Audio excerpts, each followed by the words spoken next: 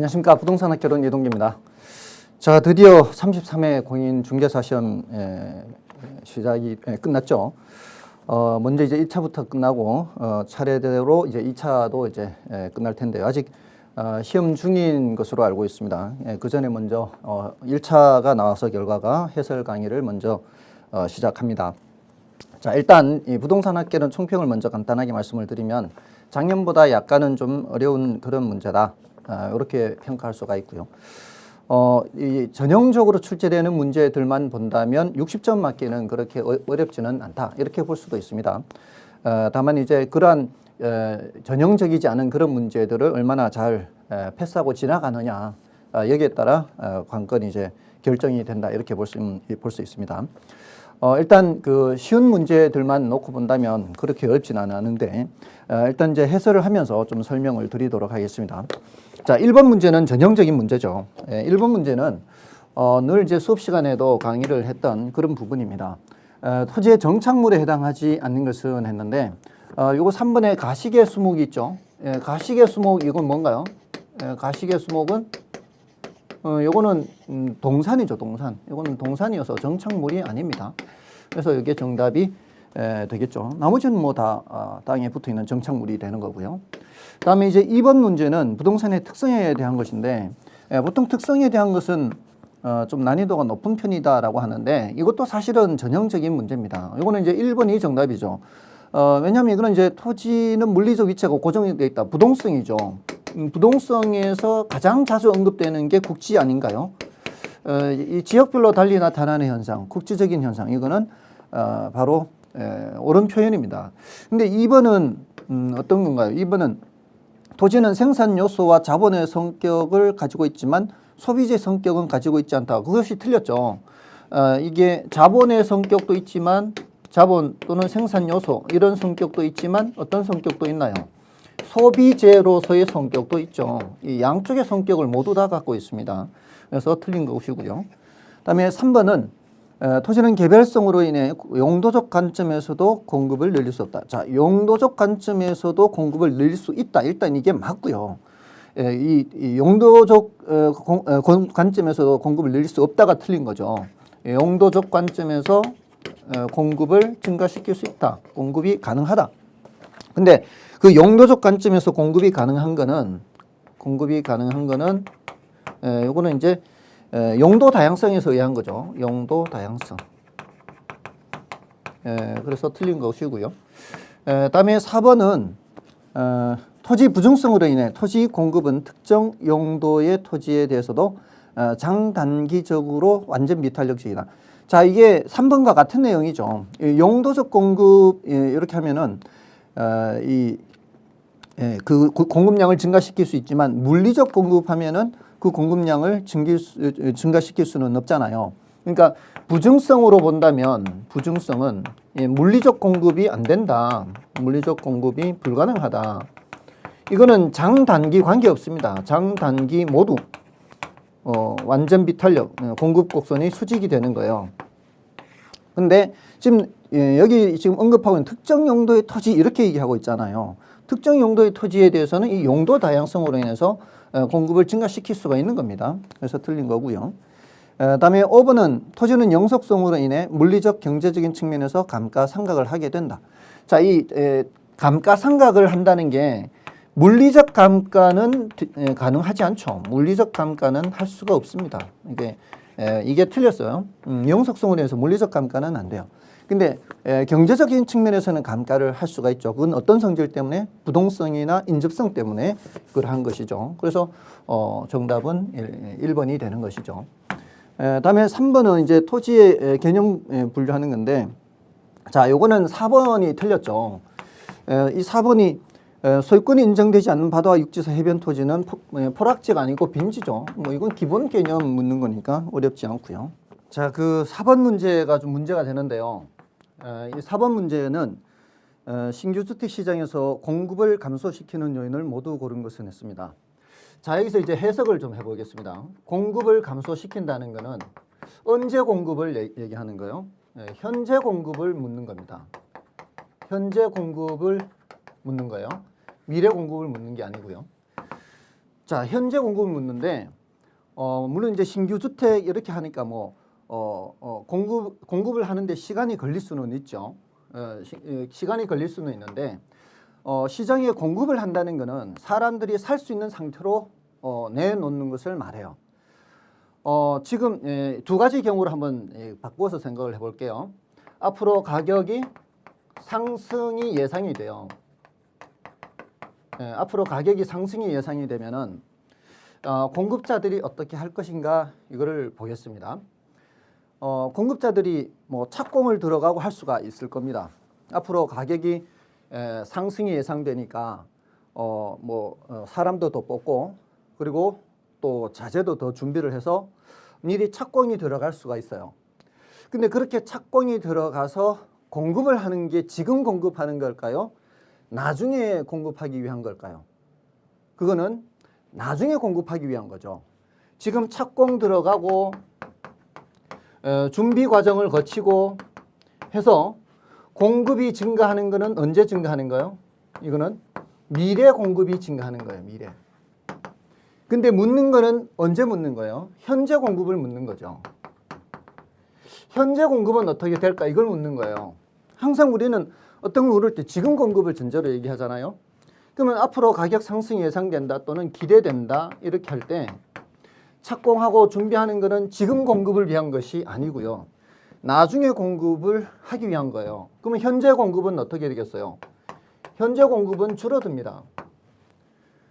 지금 공급하려고 이제 막 지은 사람도 있을 거 아닙니까? 새로 지어서 팔려고 하는 사람도 있을 테고 이런 사람들은 가능한 한 짓는 시기를 늦추거나 지금 공급을 안 하려고 하겠죠. 그러면 이제 지금 공급을 묻는다면 지금 공급은 줄어들 수밖에 없습니다. 그럼 반대로 생각을 해볼게요. 그럼 앞으로 가격 하락이 예상이 돼요. 가격 하락이 예상이 되면 이제 가격 하락 기대를 하는 거죠. 자, 그러면은 지금 하더라도 지금 이번 달에 이제 곧 다음 달에라도 이제 완성하려고 했던 사람 입장에서는 얼른 만들어서 얼른 팔려고 하겠죠. 근데 미래 공급은 어떻게 해요? 미래 공급은 줄어드는 거죠. 지금 착공을 안 들어가는 겁니다. 시장에 내놓을 준비를 안 하는 거죠. 근데 그거를 공급이라고 할 수는 없어요. 준비하는 과정은 공급이 아니에요. 실제로 물건이 나오는 게 언제 나오느냐 이거죠. 앞으로 가격이 하락하면은 미래 공급은 줄어드는 거죠. 미래 공급이 줄어드는 것이고 질문은 현재 공급을 묻는 거예요. 현재 공급은 어떻게 되겠어요? 현재 공급은 늘어나는 겁니다. 이게 원칙인 거죠. 그러니까 경제학에서 그러면 이제 공급을 뭐라고 이제 공급의 해석이 또 있을 수 있어요. 예를 들어 분양하는 것이냐, 특히 이제 아파트 같은 경우라든가 이런 경우에는 분양하는 시점은 현재지만 실제로 물건이 인도되는 시점은 2, 3년 후가 될 수가 있겠죠. 그러면 물건이 인도되는 시점을 공급이라고 봐야 되느냐, 분양하는 시점을 공급이라고 봐야 되느냐. 자, 여기에 또 해석의 차이가 있습니다. 만약에 인도되는 걸 공급이라고 본다면 그건 미래 공급이 되겠죠. 근데 그게 아니라 실제로 계약하고 계약서 쓰고 하는 건 언제 계약서 쓰는 거예요? 계약서는 지금 쓰는 거예요. 그러니까 앞으로 가격이 상승 예상이 되면은 지금 분양을 하겠습니까? 안 하겠습니까? 지금 분양을 안 하는 거죠. 근데 앞으로 가격이 하락이 예상되면은 분양하더라도 얼른 지금 분양해야 돼요. 현재 분양하는 게 유리하죠. 앞으로 가격이 하락할 것이라면 지금 분양해야 돼요. 이게 공급인 거죠. 그러니까 공급이라는 것이 사람들이 시장에서 살 수 있는 상태로 내놓는 것을 말하는 거죠. 그게 공급인 거죠. 근데 실제로 물건이 인도되는 시점이 그걸 공급이라고 할 수는 없는 거죠. 자, 그렇게 본다면 앞으로 가격 상승이 예상될 때는 공급이 줄어들지만 앞으로 가격이 하락이 예상될 때는 공급이 늘어난다. 이렇게 봐야 되는 거죠. 자, 그런데 이 4번에서 이 출제자가 의도한 것은 지금 이 공급을 감소시키는 요인에 가격 하락 예상될 때, 하락이 기대될 때 공급이 증가하는 것으로 잘못 얘기하고 있는 거죠. 그래서 지금 정답 발표는 4번으로 발표됐습니다. 근데 문제는 2번이 정답이라는 거죠. 이거는 경제적으로 큰 문제가 있는 거죠. 그래서 지금 이거는 이 신청을 할 수 있는 그런 문제다. 지금 발표된 것과는 확연하게 차이가 나는 그런 문제다. 이렇게 볼 수가 있겠습니다. 이거는 차후에 이제 이 신청 과정을 거쳐서 논란이 되는 그런 문제입니다. 이거는 절대로 분양을 하는 거와 실제로 물건이 인도되는 것 또는 이런 착공 준비를 한다거나 이런 것들을 공급이라고 볼 수는 없다는 거죠. 가격 상승이 예상될 때 미리 하는 어떤 상황들은 미래를 위해서 얘기를 하는 거예요. 그래서 미래를 위해서 이런 착공 준비 미래를 위해서 이렇게 하는 것이지 질문하는 것은 현재 공급을 묻는 것이기 때문에 이렇게 경제적으로 봤을 때는 절대로 이게 문제가 될 수밖에 없다. 이렇게 얘기를 할 수 있겠습니다. 그래서 이거는 꼭 이 신청을 해야 하는 그런 문제다. 이렇게 볼 수가 있겠습니다. 다음에 5번은 자, 요거는 난이도가 조금 높은 탄력성 문제인데요. 자, 이게 수요의 가격 탄력성이 0.5라고 돼 있죠. 0.5. 그리고 교차 탄력성. 그러니까 아파트 가격에 대한 오피스텔 수요의 교차 탄력성이 0.3이에요. 자, 이런 상황에서 소득 탄력성을 질문을 하는 거예요. 문제에서. 얘를 묻는 거예요. 근데 지금 오피스텔 가격 그리고 오피스텔 수요자의 소득 그다음에 각각 그 소득 가격 오피스텔 수요 소득 아파트 가격이 각각 5%씩 상승해요. 각각 5% 상승하니까 여기서 이제 오피스텔 가격도 5% 올라가고 또 아파트 가격이 변할 때 오피스텔 수요가 변해요. 근데 아파트 가격도 5%가 올라가고 또 소득도 5% 올라가요. 다 5% 올라가요. 5% 올라갈 때 각각에 의해서 수요량이 변해요. 여기 수량이 변하는데 여기서 가격 변화의 0.5배만큼 수량이 변하면 2.5% 변하겠죠. 여기 곱하면은 1.5% 변하겠죠. 자, 여기서 얼마가 변하느냐 여기에 따라서 이게 이제 소득에 따라서 얘가 변하는 정도가 다르겠죠. 근데 이 전체 변화율이 1%가 증가요. 수요량 전체 수요량 전체가 1%가 올라가요. 자, 그러면은 여기가 지금 방향이 중요한데 가격이 올라갈 때는 수요량이 내려가는 게 마이너스 2.5%예요. 그리고 여기가 플러스 1.5%. 근데 여기가 플러스 1이 되려면 여기가 마이너스 2.5 플러스 1.5고 여기가 플러스 2가 되어야 여기가 이제 올라간단 말이에요. 얘네들은 플러스 2가 되어야 여기가 1% 올라가는 것이 되겠죠. 그럼 여기에 뭐를 곱해야 2%가 되느냐 이거 찾는 거예요. 여기 뭘 곱하면 2가 돼요. 이거. 그래서 여기 0.4 이렇게 되는 거죠. 0.4를 곱하면 이제 2%가 되니까 정답은 2번이 되는 것이죠. 다음에 6번은 이제 옳은 것을 찾는데 균형의 이동이죠. 균형의 이동인데 옳은 것을 찾는데 1번의 경우는 수요가 불변이고 공급이 감소니까 공급 감소만 보면 돼요. 공급 감소하면은 균형 거래량은 거래량입니다. 거래량을 먼저 얘기를 할게요. 거래량은 줄면서 가격은 올라가죠. 근데 지금 균형 가격은 올라간다 이렇게 돼 있죠. 거래량 감소는 맞지만 가격이 하락한다가 틀렸고요. 다음에 2번은 수요가 증가한다. 수요가 증가하는 것만 보면 되죠. 수요가 증가하면 그러면은 거래량이 증가하면서 가격도 다 올라가야 돼요. 근데 여기는 가격이 올라가는데 거래량이 감소한다 해서 틀렸어요. 그다음에 3번은 수요 공급이 동시에 증가하고 공급 증가폭이 수요 증가폭보다 크대요. 이럴 때는 공급 증가만 보면 돼요. 큰 쪽만 보면 되니까. 공급 증가하면 거래량은 증가하지만 가격은 내려가야 되거든요. 그런데 가격은 상승하고 했죠. 거래량 증가한다. 가격이 상승한다. 이 부분이 틀렸어요. 근데 4번은 이제 옳은 거예요. 4번은 수요 감소폭이 공급 감소폭보다 더 크대요. 그럼 수요 감소만 보는 거죠. 수요 감소면 모두 다 이제 밑으로 내려가야 되겠죠. 거래량도 줄고 다 내려가야 돼요. 그래서 가격 하락, 거래량 감소 다 옳은 표현이죠. 다음에 5번은 수요 증가폭이 공급 감소폭보다 더 크대요.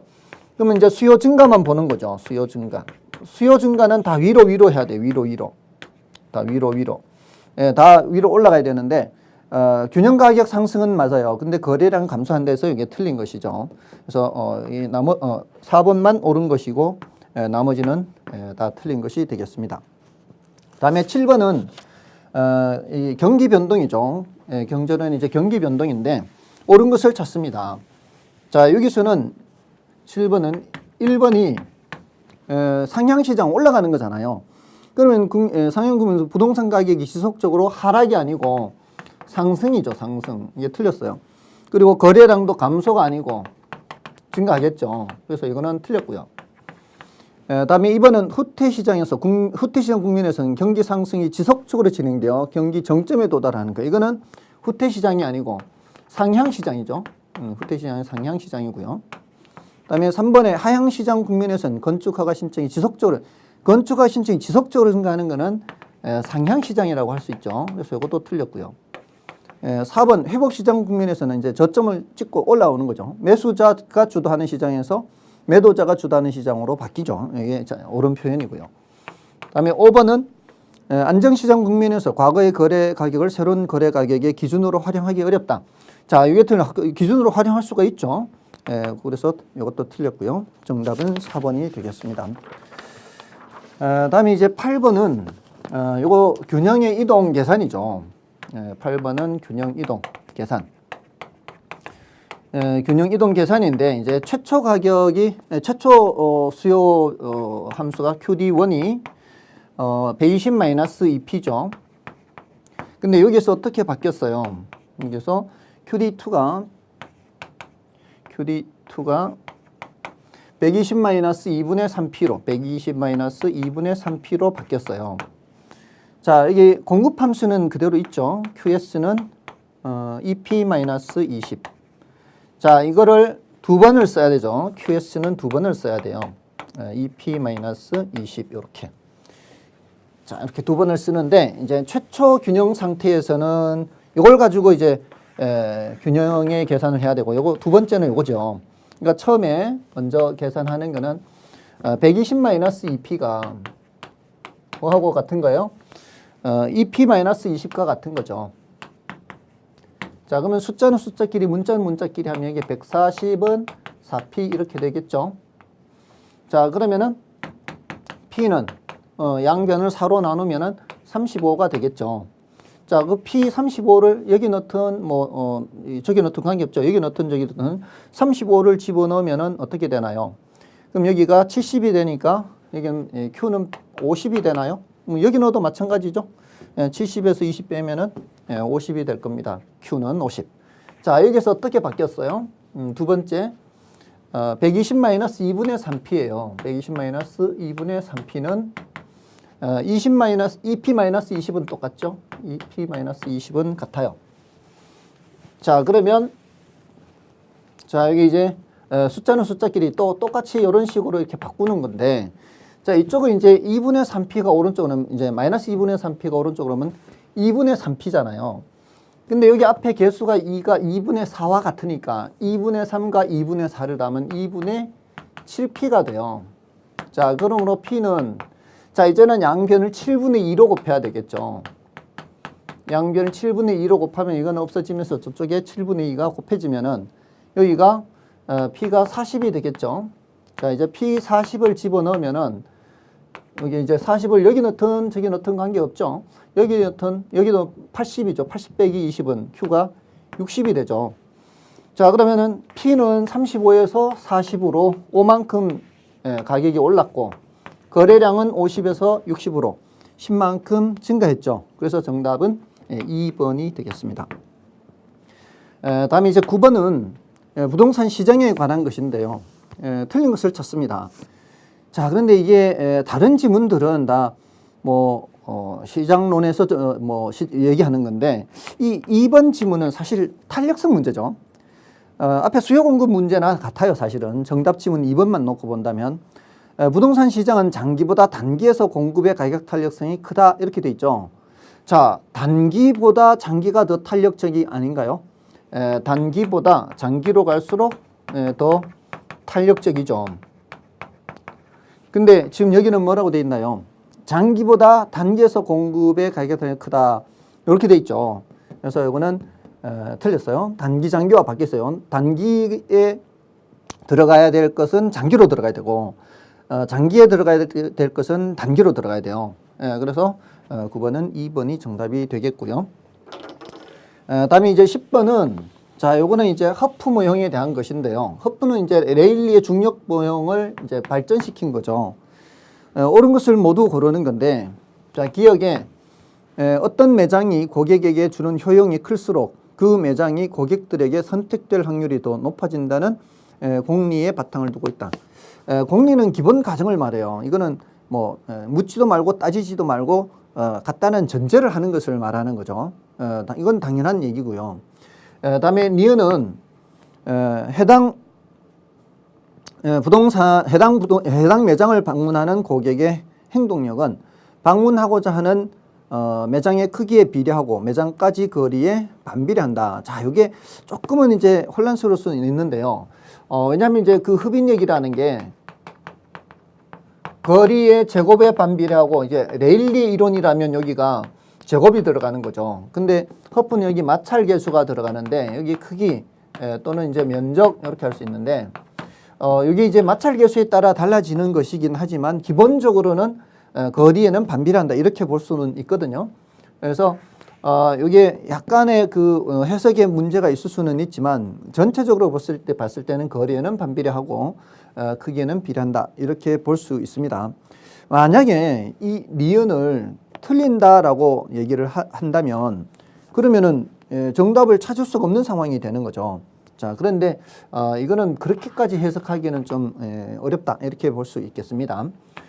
다음에 이제 디귿은 공간 마찰 계수는 시장의 교통 조건과 매장 물건의 특성에 따라 달라지는 값이며 교통 조건이 나빠지면 더 커진다. 교통 조건이 나쁘면 이제 가기가 힘든다는 얘기죠. 마찰이 그만큼 커진다는 얘기입니다. 그래서 맞는 말이고요. 그다음에 리을도 일반적으로 소비자는 가장 가까운 곳에서 상품을 선택하려는 경향이 있다. 이건 뭐 당연한 얘기죠. 이것도 맞는 말이고요. 그다음에 고정된 상권을 경쟁함으로써 제로섬 게임이 된다는 한계가 있다. 왜냐하면 한쪽에서 더 많이 고객을 끌어당기면 다른 쪽에서는 고객을 적게 끌어당길 수밖에 없잖아요. 이게 이제 제로섬이라는 게 그런 얘기죠. 저쪽으로 많이 가면 이쪽에서 많이 뺏긴다. 이런 의미가 있기 때문에 요거는 그렇다고 볼 수 있습니다. 그래서 정답은 모두 정답이에요. 모두 옳은 거예요. 그래서 요거는 수험생분들이 풀 때 조금 이제 혼란스럽게 생각하는 부분도 있을 수 있겠습니다. 제시된 지문이 모두 옳은 것이 그렇게 자주 나오는 것은 아니니까 조금은 혼란스러울 수 있겠다. 자, 이렇게 생각할 수 있고요.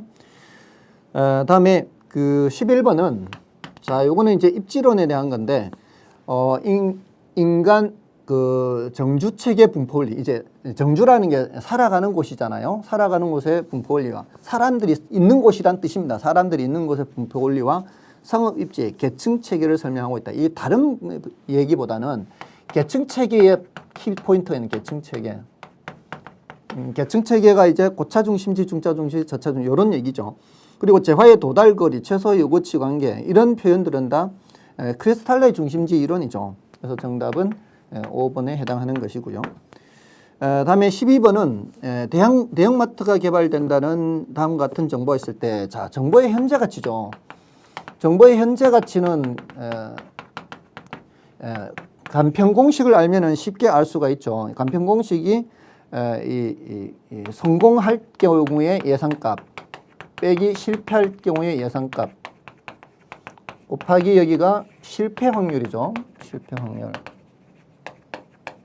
그 다음에 여기 이제 1 플러스 할인율에 여기가 이제 거듭 제곱인데 이게 이제 앞으로 1년 후가 예상이면 1제곱, 2년 후가 예상되면 2제곱인데 자, 지금 여기는 2제곱이죠. 2년 후니까. 그리고 할인율이 10%니까 1.1, 0.1 플러스 할인율 1 플러스 0.1이니까 1.1. 그 다음에 성공값은 얼마예요?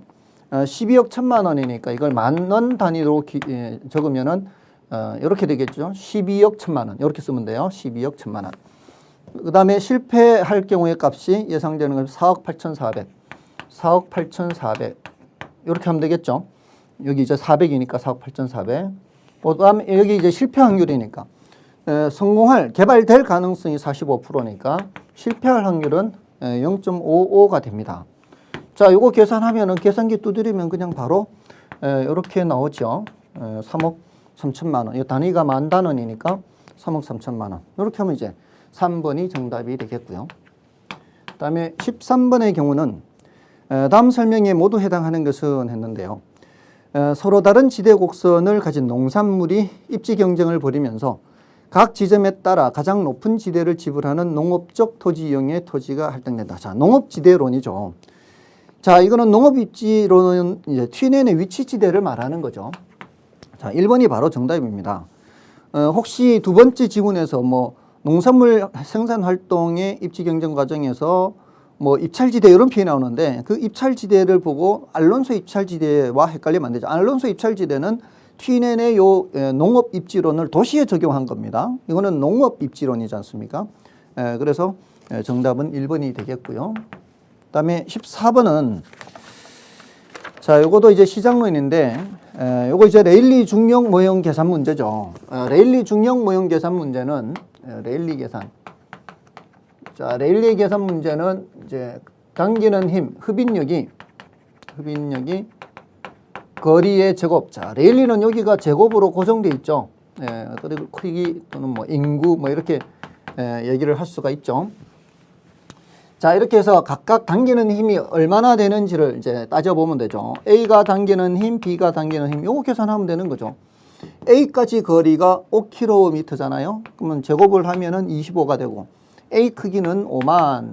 자, 이러면은, 자, 요거 나누기 하면은 50 나누기 25는 2니까, 동그라미 3개 더 있으니까 2000이고요. B가 당기는 힘 하면은, B까지 거리가 2km니까 4, 2의 제곱 4고요. 그 다음에 크기가 32,000명이에요. 32,000명. 32 나누기 4는 8이죠. 그럼 8,000이 되겠죠. 자, 2,000과 8,000이면 몇 대 몇이야? 1대 4죠. 1대 4. 자, 이게 몇 대 몇인지 알면 금방 알 수 있죠. 자, 그러니까 C도시 소비자의 잠재 월 추정 소비액이 총 10억이에요. 10억. 10억 중에서 이쪽으로 저쪽으로 1대 4로 사람들이 이제 소비하러 간다 이 말이잖아요. 1대 4는 2대 8과 같죠. 그럼 10억 중에 2억은 A로 가고 8억은 B로 간다는 얘기죠. 그러니까 정답은 3번이 되겠습니다. 다음에 15번은 다음 입지 및 도시 공간 구조 이론에 관한 설명으로 옳은 것을 모두 고른 것은 했어요. 배부의 최소 비용 이론은 산업 입지 영향 요소를 운송비, 노동비, 집적 이익으로 구분하고 요 세 가지를 강조를 했죠. 근데 그 중에서 가장 강조한 게 수송비, 운송비죠. 이 요소들을 고려하여 비용이 최소화되는 지점이 공장의 최적 입지. 그렇죠. 최소 비용 이론. 기억은 최소 비용 이론에 대한 옳은 표현입니다. 옳은 표현. 다음에 니은은 자, 래쉬의 최대 수요 이론이죠. 최대 수요 이론은 장소에 따라 수요가 차별적이라는 전자에 수요 측면에서 경제활동의 공간 조직과 상권 조직을 파악한 것이다. 수요 측면을 강조한 최대 수요 이론입니다. 최대 수요 이론. 여기에 대한 옳은 표현이고요. 다음에 디귿은 넬슨의 소매 입지 이론은 특정 점포가 최대 이익을 얻을 수 있는 매출액을 확보하기 위해서는 어떤 장소에 입지해야 되는가. 자, 요 8가지 원칙을 얘기했는데 이것도 옳은 표현이고요. 넬슨의 소매 입지론. 자, 요거는 좀 중요도가 낮은 것들이 이렇게 출제가 됐습니다. 다음에 해리스와 울만의 다핵심 이론은 단일의 중심 업무 지구를 핵으로 하여 발달하는 것이 아니라 몇 개 분리된 핵이 점진적으로 통합됨에 따라 전체적인 도시구조가 형성된다. 그렇죠. 다핵심 이론에 해당하는 옳은 표현입니다. 그래서 이것도 다 옳은 표현이죠. 그래서 지금 오늘 이 빡생 문제가 옳은 것을 찾는 게 전부 다가 옳은 것이어서 문제 푸는 수험생 입장에서는 좀 혼란스럽게 느껴질 수도 있겠습니다. 설마 이게 다 옳은 것일까? 뭐 이렇게 생각할 수도 있겠습니다. 다음에 16번은 자, 이게 공법 문제가 나왔죠. 이 국토계획 및 이용에 관한 법령상 용도 지역으로서, 자, 용도 지역으로서. 일단 용도 지역에서 생각하는 뜻입니다. 용도 지역 하면 도관, 농자 이거죠. 이제 크게 분류할 때 도관, 농자. 도시 지역은 다시 주상, 공로. 관리 지역은 보존관리, 생산관리, 계획관리, 보생계 뭐 이렇게. 자, 여기는 더 세분된 게 없죠. 자, 그런데 자, 여기 지금 농림지역은 여기 도시지역이 아니죠. 도시지역은 주상공록이죠. 주상공록. 여기 이제 주상공록. 여기에 해당하는 거는 리얼밖에 없죠. 예, 1번밖에 없습니다. 정답은 1번이고요. 다음에 17번은 부동산 투자 회사 법령상 괄호에 들어갈 내용으로 오는 것은, 자, 이 부동산 투자 회사법상 기업은 자산 운용 전문 인력을 포함한 인직원을 상근으로 둔대요. 그건 뭐예요? 자기 관리죠. 자기 관리. 그다음에 니은은 자산의 투자 운용을 자산 관리 회사에 위탁하는 회사. 그럼 위탁 관리죠. 이건 뭐 그냥 아주 그냥 그저 주는 문제죠. 17번은 3번이 정답이고요. 이 땡큐입니다. 땡큐 이런 거는. 그다음에 18번은 부동산 정책과 관련된 설명으로 오는 것은, 자, 요거는 1번은 이미 좀 나왔었어요. 1번은 택지 소유 상한제는 현재 시행하고 있지 않죠. 그리고 2번은 이 토지 비축 제도와 부동산 가격 공시 제도는 정부가 간접적으로 시장에 개입한다. 토지 비축은 토지은행 제도, 토지 비축 제도는 이거는 직접 개입입니다. 이건 직접. 그러니까 틀렸죠. 자, 다음에 이제 3번을 좀 이제 헷갈려 할 수도 있어요. 개발 부담금은 이제 개발이익 환수에 관한 법률이잖아요. 근데 이 개발이익 환수에 관한 법률은 이미 오래전에 시작돼 1990년부터 시작이 됐고요. 재건축 부담금은 재건축 초과이익 환수에 관한 법률이에요. 그러니까 이거는 시행된 지 얼마 안 되는 거죠. 재건축이라고 하는 게 뭐겠습니까? 이미 지어져 있던 거를 헐고 새로 짓는 건데 1990년 당시에는 재건축이라는 게 발달할 수가 없는 시기였죠. 우리나라에 아파트가 지은 지 얼마 안 되는 시기였으니까. 그래서 이 순서가 이제 3번은 옳은 건데요. 사실 3번이 뭔지 잘 몰라도 4번을 보면은 4번이 PIR은 이게 주택가격과 소득 대비 비율이죠. 자, 이랬을 때 이게 크면 클수록 어떻습니까? 이게 크면 클수록 주택가격이 비싸다는 얘기죠. 그만큼 집을 구하기가 어렵다는 소리죠. 그래서 이거는 틀렸고요. 그다음에 5번은 부동산 실명제 근거 법률, 부동산 등기법이 아니고 부동산 실권리자 명의 등기에 관한 법률이죠. 그러니까 이 5번을 안다면은 어렵지 않게 3번을 체크를 할 수는 있는데 그렇지 않다면 좀 헷갈릴 수 있는 그런 문제다. 이렇게 볼 수 있습니다. 정답은 3번이 되겠고요. 그다음에 19번은 자, 이것도 지금 최근 몇 년간 공법 문제 지금 16번, 18번, 지금 19번 이런 경우에는 공법의 내용을 좀 아는 것이 도움이 되는데 이 뭐 19번 같은 게 특히 16번, 18, 19번 같은 경우에는 세법과 관련돼 있어서 이걸 알면 좀 유리한 그런 내용이죠. 근데 이제 옳은 것을 모두 고른 것에 냈는데 기업과 니은 이게 모두 다 이제 옳은 거죠. 양도소득세나 부가가치세는 다 국세고요. 취득세와 등록 면에서는 지방세죠. 근데 디귿에 틀린 이유가 뭐예요? 상속세와 재산세는 부동산의 취득 단계에 부과한다. 재산세는 보유 단계에 부과하는 것이지 않습니까? 그래서 틀렸고요. 그다음에 리을의 증여세와 종합부동산세는 부동산의 보유 단계. 증여세가 보유 단계가 아니죠. 종합부동산세는 보유 단계가 맞는데 증여세가 보유 단계가 아니어서 그래서 정답은 2번이 되겠네요. 다음에 이제 20번은 자, 요거는 이제 건축물 분류인데 요거는 이제 앞에 주택 분류에서 A 현황이 다음과 같대요. 일단 층수가 4층인데요. 층수가 4층인데 이게 필로티 구조로서 1층이 주차장으로 사용하던가 하면은 주택으로 사용하는 부분이 3계층이 되면은 단독주택으로 들어가겠죠. 근데 지금 여기가 두 번째 전체 층을 주택으로 쓴다 그랬어요. 그리고 바닥 면적 합계가 600제곱미터래요. 그리고 각각이 세대에서 다 취사를 할 수가 있어요. 그럼 구분되어 있다는 얘기죠. 그럼 이 조건에 만족되는 거는 이제 다세대 주택이 해당되겠죠. 공동주택으로서 여기에 해당하는 것이다. 자, 이렇게 볼 수가 있고요. 다음에 이제 21번은 투자론에 대한 것인데요. 부동산 투자에 관한 설명으로 틀린 것은 여기서는 이제 다른 건 다 옳은 표현인데 정답 지문 5번 지문이 너무 쉬운 거예요, 사실은. 왜냐면은 순현가법이잖아요. 순현가법. 순현가는 계산할 때 요구 수익률로 할인하고 내부 수익률법은 내부 수익률로 할인하지 않나요? 할인율이 이렇게 다르지 않습니까? 이걸 질문한 거예요. 아주 간단한 걸 질문했는 거죠. 그래서 앞에 아무리 어려운 지문이 있어도 이런 것들은 좀 체크를 할 수 있어야 되고요. 다음에 22번도 마찬가지죠. 자, 이 22번은 자, 1번에 상관계수를 묻고 있지 않습니까? 상관계수는 마이너스 1에서부터 1까지 값을 갖는데 언제 효과가 가장 높은 거예요? 마이너스 1일 때 효과가 가장 높죠. 이럴 때 이제 비측적 위험을 0까지 줄일 수 있는데 0일 때 효과가 최대로 0이면 상당한 효과가 있는 겁니다. 그래서 정답이 1번이 되겠고요. 다음에 23번은 조금 어렵게 느낄 수도 있겠습니다. 자, 이거는 이제 투자론, 감정평가론이 결합되어 있는 거라고 볼 수 있는데요. 자, 여러분들 이 수익가액 알죠? 수익가액. 감정평가론에 수익가액은 순영업소득 나누기 환원율 이렇게 되겠죠. 자, 이렇게 되는데 지금 다른 지문은 이제 뭐 감정평가에서 뭐 나오더라도요. 지금 이 정답 지문 위주로 보는 겁니다. 우리는 이제 중요한 게 정답 지문이 과연 얼마나 어려운 것이 많이 나왔느냐 그걸 따지는 건데 지금 이 지문에서는 3번 지문이 정답인데요. 순영업 소득이 일정하다고 돼 있죠. 얘가 일정해요. 얘가 일정. 얘가 일정한 상황에서 얘네들 사이의 관계를 묻는 거예요. 투자 수요 증가로 인한 자산 가격 상승, 이 가격이 올라가는 거예요. 자산 가격이 상승한다는 건 저쪽이 올라간다는 얘기는 이쪽이 내려간다는 얘기거든요. 근데 환원율을 높인다라고 돼 있으니 이게 이제 요거 관계를 묻는 거예요. 그래서 사실 내용을 알고 보면은 어렵지 않죠. 근데 표현들이 상당히 어려운 표현들이 들어있어서 이 문제는 정답 찾기가 조금 어렵지 않았나 이런 생각이 듭니다. 상당히 좀 여기까지 생각해야 되니까 난이도가 높은 그런 문제다 이렇게 볼 수 있고요.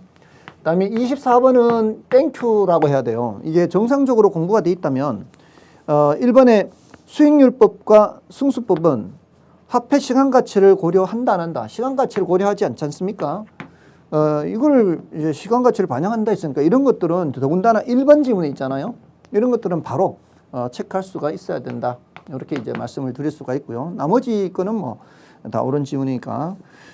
다음에 이제 25번은 순소득 승수를 묻죠. 자, 이것도 한 개만 묻는 거잖아요. 순소득 승수 이제 지금까지 최근에 이게 투자론 투자분석 기법에서 한 개의 문제에서 5개를 묻는 게 많은데 오늘은 땡큐입니다. 순소득 승수 하나를 묻는 거니까. 자, 그러니까 이거는 이제 일단 순영업 소득을 찾아야 되고요. 그다음에 총 투자액을 찾아야 되겠죠. 순영업 소득으로는 총 투자액을 회수하는 거니까. 자, 근데 총 투자액이 1억 원으로 돼 있어. 이게 1만 만이란 얘기가 1억 원이란 얘기죠. 자, 그러면 이제 순영업 소득을 찾아야 되는데 가유순 이렇게 찾아 내려가면 되죠. 가유순. 가능총 소득이 얼마예요? 가능총 소득은 1,100만 원이에요. 그다음에 유효총 소득은 유효총 소득 좋네요. 이미 문제에서 좋네. 그럼 유효총 소득을 줬고요. 그다음에 영업 경비가 500만 원 줬네. 너무 쉽네 이거는. 그럼 가유순 500만 원만 알면 되네. 그럼 순영업 소득 500만 원으로 1억 원을 회수하는데 몇 년 걸리냐 이거 아니에요. 승수가. 투자된 돈 1억 원을 회수하려면 500만 원으로 20년 걸리네. 20년. 이건 뭐 보면 금방 계산이 되겠네요. 암산으로도 될 수 있는 그런 쉬운 문제네요. 그래서 정답은 5번이 되겠고요. 다음에 26번은 자, 요거는 질문이 이제 지렛대 효과죠. 지렛대 효과. 자, 지렛대 효과는 이제 이런 식으로 이제 자료를 주죠. 총 투자액이 얼마다 이렇게 주고 총 투자액으로 벌어들이는 수익이 소득이득과 자본이득이 있죠. 소득이득과 자본이득. 그다음에 이제 총 투자액이 있으면 이제 내 돈과 남의 돈, 타인 자본과 자기 자본이 있죠. 자, 늘 이제 연습한 사람은 이 구조를 알고 있어야 되겠죠. 총 투자액이 2억 원입니다. 2억. 2만만 했어요. 그리고 처분 이제 1년 후 부동산 처분하는데 이제 순영업 소득은 700만 원이에요. 그다음에 보유 기간 동안 부동산의 가격 상승률, 소득 이득, 자본 이득. 2억짜리가 3% 올랐대요. 2억짜리가 1% 오르면은 200만 원인데 3% 올랐으니까 요렇게 소득 이득, 자본 이득이 있죠. 자, 이러면 이제 총 자본 수익률이 금방 나와요. 우리 시험에서는 대체로 총 자본 수익률은 지금까지 어렵지 않게 바로 나오거든요. 2억으로 1,300이면 1억으로 650만 원이죠. 그러니까 2억분의 2만 만이죠. 이거 계산기를 두드릴 때는 2로 두드리면 안 되고 2만 만 분의 이제 1,300 이렇게 하면은 이제 0.065 해서 6.5%가 나와요. 맞나요? 자, 6.5%가 이렇게 나오는데 자, 이걸 남의 돈을 사용하지 않고 전액 자기 자본으로만 사용하면은 이렇게 된다는 얘기하고 똑같아요. 그러니까 이게 니은의 내용입니다. 이게 니은. 예, 남의 돈을 한 푼도 사용하지 않고 내 돈으로만 하면 6.5%가 되는데 이제 남의 돈을 어떻게 사용해요? 40%를 남의 돈을 사용을 해요. 그러면 이제 8천만 원을 남의 돈 사용하고 자기 자본은 1억 2천만 원 사용하는 겁니다. 이랬을 때는 지분 수익률이 어떻게 돼요? 지분 수익률은 내 돈 분의 내 돈 1억 2천만 원 분의 전체 수익 1,300만 원에서 이자를 빼야 되죠. 자, 이자가 몇 프로라고 나와 있나요? 이자가 연 5%라고 돼 있죠. 5%. 그러면 이제 8천만 원에 대한 이자를 이제 계산을 해야죠. 8호 40, 400만 원을 빼야 되겠죠. 그러면은 1억 2천 분의 400만 원 빼면 900 되나요? 그러면 1억 2천 분의 900은 이게 동그라미 두 개를 없애면은 120분의 9가 되고요. 120분의 9. 여러분 계산기가 있으니까 바로 계산기에 두드리면 이게 4분의 3에 해당하는 거거든요. 3으로 나누면 4분의 3인데 4분의 3은 75% 아니에요. 75%인데 동그라미 한 개 있으면 75%까지 안 되고 7.5%가 되는 거죠. 7.5%. 그래서 기억에 들어갈 거는 여기 이제 7.5%, 니은에 들어갈 건 6.5%. 그래서 정답은 4번이 되겠습니다.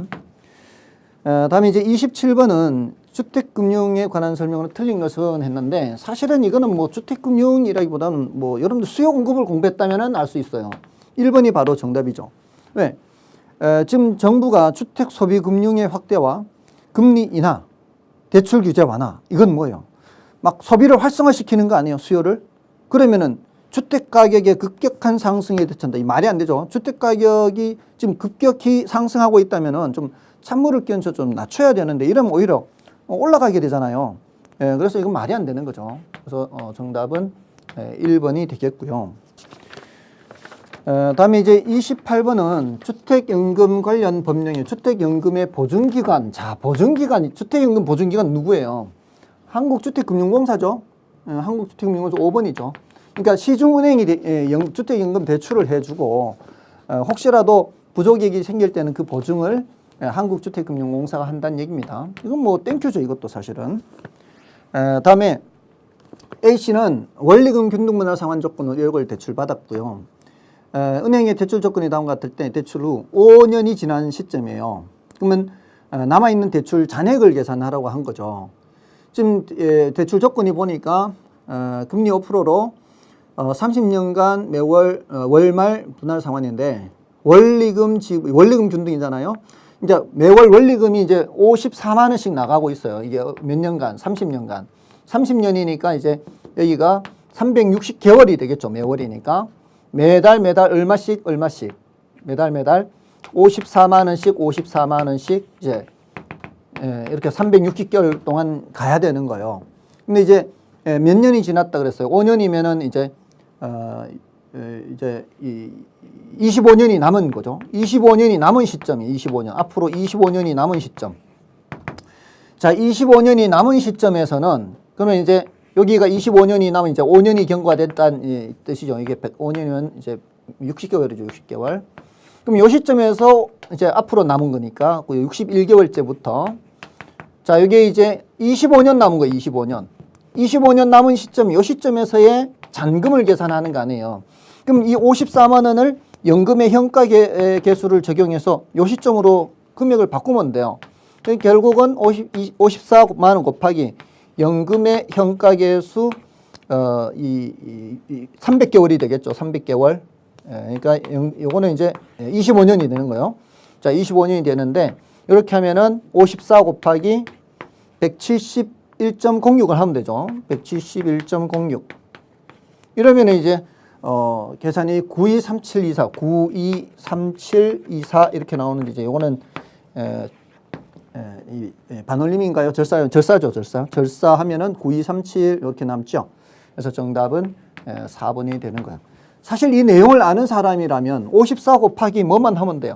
54 곱하기 171.06만 하면 되는데 다른 자료도 제시되고 하니까 좀 헷갈릴 수는 있겠습니다. 그 내용이 이렇다 이 말입니다. 54만 원씩 계속 갚아 나가는데 앞으로 25년 남았는 연금의 현가 계수는 이렇다. 자, 이렇게 볼 수가 있겠고요. 그다음에 이제 30번은 대출 조건이 동일할 경우 대출 상환 방식별 대출 채권의 가중평균 상환 기간. 자, 요거는 좀 더 빨리 원금이 회수되는 게 뭐냐 이 말이잖아요. 이거는 처음부터 돈을 많이 은행에 갖다 주면은 좀 더 빨리 회수되는 것으로 계산할 수가 있겠죠. 그래서 원금 균등 상환이 제일 빨리 많이 돈을 갖다 주니까 제일 빠르고요. 그 다음에 원리금 균등 상환은 그래도 빚을 갚아 나가는 방식이잖아요. 그러니까 이은이 되고요. 이것은 원금 만기 일시 상환은 끝까지 돈을 원금을 안 갚다 나중에 한꺼번에 갚아버리니까 자, 이거는 제일 늦겠죠. 그래서 정답은 1번이 되겠습니다. 다음에 이제 31번은 이건 난이도가 높습니다. 이런 문제 나오면 사실 실전에 이렇게 나오면 이거는 패스해야 되는 겁니다. 왜냐하면은 어쩌다 한번 자산 유동화에 관한 법률이 나오는데 이런 것이 나오면 이게 준비를 하는 사람도 이상한 사람이죠, 사실은. 근데 이제 뭐 해설을 하자면 자, 1번에 이제 유동화 자산이라 하면 자산 유동화의 대상이 되는 채권, 부동산 기타 재산권 맞고요. 그다음에 양도인은 유동화 자산에 대한 반환 청구권을 가지지 아니합니다. 반환을 이제 청구를 못 하고요. 그다음에 유동화 자산의 양도는 매매 또는 교환에 의하고 이거는 다 맞고요. 유동화 전문회사는 유한회사랍니다. 1번에서부터 4번까지는 다 자산 유동화에 관한 법령에 규정된 내용인데요. 자, 5번은 자, 이게 이 유동화 계획을요. 금융감독원에 등록한 게 아니고 금융위원회에 등록합니다. 금융위원회에 등록된 내용대로 해야 돼요. 그래서 자, 5번이 정답이 되는 것이고요. 그다음에 32번은 공공주택 특별법령상 공공임대주택에 해당하지 않는 것. 자, 이거 영구임대, 국민임대, 분양전환 공공임대. 뒤에 지금 공공임대란 말이 붙어 있잖아요. 그럼 됐고 기존 주택 등 매입임대 주택도 공공임대예요. 근데 공공지원 민간임대라고 돼 있잖아요. 끝에 4번에 민간임대라고 돼 있으니까 이거는 4번이 정답이 되는 거죠. 다음에 이제 33번도 이거 평소에 봤던 대로라면은 별로 어렵지 않은 거죠. 왜냐하면은 시장 점유 전략은 공급자 측면의 접근이에요, 수요자 측면의 접근이에요. 이거는 수요자 측면의 접근이잖아요. 그러니까 다른 걸 보지 않고도 지금 1번 지문만 놓고도 바로 정답을 체크할 수 있는 그런 내용이 되겠고요. 다음에 34번도 쉽죠. 다음 설명에 모두 해당하는 부동산 관리 방식은 관리의 전문성과 효율성. 전문성 하면 벌써 나와야 되는 게 뭐예요? 위탁관리예요. 그리고 마지막에 기밀 유지 어려움이 있고 대형금 있고 위에 대형금을 관리 전부 다 위탁관리. 이건 뭐 쉬운 거죠. 그러니까 32번, 33번 이런 거를 맞춰야 된다는 거죠. 34번도 마찬가지고. 그러니까 이런 쉬운 거를 맞추면은 뭐 31번 같은 거는 뭐 몰라도 관계는 없는 우리 시험은 이제 60점이면 합격하는 시험이니까요. 다음에 35번은 감가 수정에 관한 설명으로 옳은 것을 모두 고른 것은 기억에 감가 수정과 관련된 내용 연수는 경제적 내용 연수가 아닌 물리적 내용 연수를 의미한다. 자, 우리 감정평가에서는 경제적 가치를 판정하는 거죠. 경제적 가치를 판정하는 감정평가에서는 당연히 경제적 가치를 판정해 경제적 내용 연수 이렇게 가야 돼요. 물리적 내용 연수는 말이 안 되는 거예요. 그래서 기억은 틀렸고요. 그다음에 대상 물건에 대한 재조달 원가를 감액하여야 할 요인이 있는 경우, 자, 이 감가 요인이라고 하는 거죠. 감가 요인 고려할 때는 물기경 이렇게 고려해야 되고 맞고요. 그다음에 이것은 감가 수정 방법에는 내용 연수법, 관찰감가법, 분해법 등이 있다. 이런 여러 가지 방법이 있고요. 다음에 리얼의 내용연수법으로는 정력법, 정률법, 상환기금. 자, 얘네들은 전부 다 내용연수법 맞죠. 다음에 이제 미음은 정률법은 매년 일정한 감가율을 곱하여 감가액은 요거는 맞습니다. 근데 매년 감가액이 일정하지는 않죠. 감가액은 점점 내려갑니다. 감가액은 점점 내려가죠. 이렇게. 그래서 미음이 틀렸어요. 옳은 것은 니은, 디귿, 리얼. 그래서 정답은 4번이 되겠네요. 다음에 36번은 자, 이거 감정평가의 규칙에 대한 질문인데 이거는 좀 너무 좀 지역적인 것을 질문하고 있지 않나 이렇게 봅니다. 이건 뭐 감정평가사 시험도 아닌데 감정평가에 관한 규칙에 거의 그 어떤 줄기에 해당하는 내용이 아니라 너무 세부적인 지역적인 것을 질문하고 있습니다. 그래서 이게 좀 난이도가 좀 높은 문제라고 볼 수 있는데요. 자, 요거는 이제 정답은 4번이에요. 이건 정답은 4번인데 감정평가법인 등은 감정평가 의뢰인이 요청하여 시장가치 외의 가치를 기준으로 감정평가할 때에는, 그러니까 원칙은 시장가치 기준이잖아요. 근데 시장가치 외의 가치를 기준으로 할 때에는 해당 시장가치 외의 가치의 성격과 특징을 검토해야 됩니다. 자, 이거는 이제 감정평가의 규칙 제5조 3항에 있는 내용인데요. 시장가치 외의 가치의 성격과 특징도 검토해야 되고, 그 5번 지문에 나오는 두 번째 줄에 5번 지문의 두 번째 합리성 및 적법성 여부도 판단해야 돼요. 그걸 검토해야 돼요. 그래서 4번이 틀린 지문이 되겠습니다. 다음에 37번은 수익가액을 묻는 문제죠. 자, 수익가액을 묻는 문제는 순영업 소득과 환원율을 계산해야 돼요. 근데 이제 문제에서 환원율을 알려주면은 뭐 아주 쉬운 문제인데, 이 문제는 환원율을 문제에서 그냥 명시적으로 물리적 투자결합법으로 계산하세요라고 해 있어요. 그래서 물리적 투자결합법에 의한 환원율은 토토근건, 저는 수업 시간에 이렇게 했습니다. 토토근건해서 자료가 제시되면 요거 가중평균 하세요 이렇게. 그래서 토지 환원율은 5%고 건물 환원율은 10%인데 토지 가액과 건물 가액이 이제 가중평균이죠. 토지 가액이 60%, 건물 가액이 40% 이렇게 돼 있죠. 그럼 여기에서 3%가 나오고요. 여기서 이제 4%가 나오니까 7%가 나오죠. 그래서 환원율은 7%가 나옵니다. 근데 순영업 소득은 가유순 이렇게 하면 되죠. 자, 가유순 이렇게. 자, 가능총소득이 4,400만 원이에요. 4,400만 원. 그다음에 유효총소득은 자, 요거 가능총소득에서 공실손실 상당히 및 대손충당금을 빼야 되고요. 가능총소득이 10%를 빼야 돼요. 그럼 이제 440이 되겠죠. 10%니까. 그다음에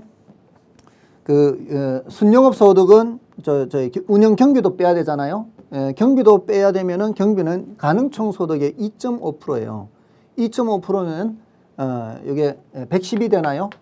그럼 총 550을 빼야 되죠. 550을 빼야 되면 여기 빼는 위치가 여기서 440을 빼고, 그러면 이제 여기 금액이 나오게 또 110을 빼는 거죠. 그러니까 한꺼번에 550 빼면 돼요. 한꺼번에 550을 빼면은 여기가 3,850 이렇게 나오죠. 자, 이렇게 해도 되고요. 이게 10% 빼고 2.5% 빼잖아요. 12.5%를 빼니까 4,400에다가 곱하기 0.875를 해도 곱하기 87.5% 해도 돼요. 이렇게 하면 바로 3,850이 나옵니다. 굳이 이렇게 계산해서 빼는 것보다 계산기 두드릴 때는 4,400에 곱하기 0.87 하면 바로 나오고, 나누기 0.07 하면은 바로 이 계산이 된다는 얘기입니다. 5억 5천만 원. 그러니까 사실 계산기 두드리는 경우라면 바로 이렇게 곱하기를 해서 하면 시간이 얼마 안 걸리는 거죠. 사실상 시간이 얼마 안 걸려요. 근데 이제 워낙 이제 계산 문제를 다들 어려워 하시다 보니까 이런 거는 이제 좀 어렵게 느낄 수도 있겠고요. 다음에 이제 38번의 경우에는 이것도 부동산 가격 공시에 관한 제도에서 좀 지엽적으로 질문한 거 아닌가 이런 생각이 들어요. 왜냐하면은 1번을 이렇게 질문할 거라고는 조금 이제 예상하기가 어렵거든요. 왜냐하면은 이제 표준지 공시지가를 조사 평가할 때는 원칙적으로 2 이상의 감정평가법인 등에게 의뢰를 해야 됩니다. 근데 요즘은 워낙 부동산 가격, 토지 가격이 이제 잘 올라가지 않는 지역도 있다 보니까 정부에서 이제 평가 수수료를 절감한다는 차원에서 토지 가격이 많이 올라가지 않는 가볍게 별로 변동이 없는 경우에는 굳이 2 이상의 감정평가업자에게 의뢰를 해서 수수료를 이중으로 지출하는 것은 좀 난 게 아니냐. 그러니까 부동산 가격이 큰 변동이 없는 경우에는 한 군데만 하기도 해요. 근데 이걸 이제 이렇게 질문으로 한 거죠. 반드시가 아니에요. 반드시가 틀린 거죠. 그리고 2번은 공시사항인데 이 공시사항을 옳은 지문으로 해서 정답으로 문제 낸 거예요. 지금까지는 이게 공시사항이 정답으로 된 적은 하나도 없어요. 근데 이제 나머지 3번이나 그 5번, 3번, 5번은 체크를 하셔야 돼요. 공부를 하셨다면은. 근데 이제 4번이 조금 헷갈리고, 이것도 이제 다 기출문 지문에 나왔는 건데요. 3번이 틀린 이유는 요거는 시군구가 틀렸죠. 국장이면은 중앙으로 해야 돼요. 시군구위원회가 아니고. 근데 이제 4번은 표준주택 가격을 조사 산정할 때는 한국부동산원에 해야 돼요. 한국부동산원. 다른 데 하는 게 아니고요. 딱 한국 부동산원이에요. 한국 부동산원. 예, 그래서 요거는 틀렸고요. 예, 요게 감정평가법인 등 앞에 그 부분 때문에 틀렸고요. 그다음에 5번은 요거는 이제 평소에 수업할 때 많이 말씀을 드렸죠. 공동주택 가격은 표준과 개별로 구분하지 않는다. 표준 개별 안 한다. 이거 안 한다. 예, 그래서 요거는 틀렸어요. 그래서 정답은 2번이 되겠고요. 다음에 이제 39번은 비준가액을 묻는 거죠. 자, 이 비준가액 묻는 것도 최근 10년간 비교 방식이 무려 9번이나 출제됐으니까 비준가액을 물으면 사례 가격에 사실지계면 써놓고 시작하시라. 자, 이렇게 해서 읽어 내려가면서 해당 사항에 그냥 써놓기만 하면 된다. 이렇게 말씀을 드렸죠. 그래서 대상이 지금 면적이 제일 먼저 하는 대상 면적이니까 사례분의 대상. 여기 이제 분자에 가는 것이고요. 그다음에 여기 분모에는 이제 여기 이제 이종 일반 주거 지역이잖아요. 이제 거래 사례로 밑으로 내려오면은 200제곱미터가 있죠. 자, 요 200제곱미터가 사례예요. 그리고 거래 가격이 8억 원이에요. 예, 8억 원이니까 이제 여기 뭐 이제 쓰기는 그냥 8억 이렇게 해도 되고요. 뭐 아니면 8만만 만 단위로 하면 8만만 이렇게 되겠죠. 그다음에 거래 시점 이거는 뭐 거래 시점에서 기준 시점까지는 집값 변동률을 밑에서 주니까 사정보정치가 있죠. 사정보정치가 0.9예요. 자, 사정보정치를 이렇게 알려주는 게 처음이죠. 이게. 그다음에 집값 변동률은 이제 두 가지를 줬죠. 주거지역과 상업지역을 두 개를 줬어요. 근데 우리는 지금 주거지역이잖아요. 그럼 주거지역이니까 5%니까 5% 상승이니까 1.0을 쓰면 되고요. 지역 요인은 거래 사례와 동일해요. 그러면 할 필요 없고요. 그다음에 개별 요인은 거래 사례에 비해 5%였어요. 대상이 5%였으면 0.95를 하면 되죠. 자, 0.95를 하면 되니까 결국은 이거 다 곱하기 하면 되는 거예요. 이거 다 곱하기. 자, 그러면은 정답은 53865 이렇게 나오나요? 53865. 자, 이거 계산기 두드릴 때 이거 다 이런 거 다 사실 두드릴 필요 없다 그랬죠. 그냥 8 곱하기 9 곱하기 105 곱하기 95 곱하기 15 나누기 20 하면은 이 배열 순서가 53865 이렇게 나옵니다. 그럼 배열 순서만 맞춰서 그냥 정답 체크를 하면 되는 거죠. 정답은 2번이 되겠고요. 그 다음에 40번은 감정평가에 관한 규칙에 규정된 내용으로 자, 틀린 것을 묻는데요. 자, 이것도 사실은 3번을 이거 바로 체크해야 되는 거 아닌가요? 이 거래사례 비교법은 감정평가 방식 중 비교 방식에 해당되나 공시지가 기준법은 비교 방식에 해당되지 않는다. 이게 말이 안 되잖아요. 이게 공시지가 기준법이나 거래사례 비교법은 다 비교 방식에서 여러 번 연습을 했지 않습니까? 그래서 정답이 3번이 되겠습니다. 자, 이렇게 해서 해설 강의를 마치겠는데요. 지금 보면은 정답 지문을 놓고 보면은 60점을 받기에는 그래도 뭐 그렇게 어렵지는 않은 거 아니냐. 다만 이제 좀 어려운 문제에서 시간을 좀 허비만 하지 않았으면 이게 정답을 찾을 수가 있는데 다른 문제에서 쉬운 문제에서 난이도가 높은 문제에서 시간을 많이 허비를 하는 경우에는 시간이 좀 부족하지 않을까 이런 생각도 듭니다. 아무튼 1년간 쓰셨는데 모두들 합격하셨기를 기대합니다. 이것으로서 강의를 마치겠습니다. 감사합니다.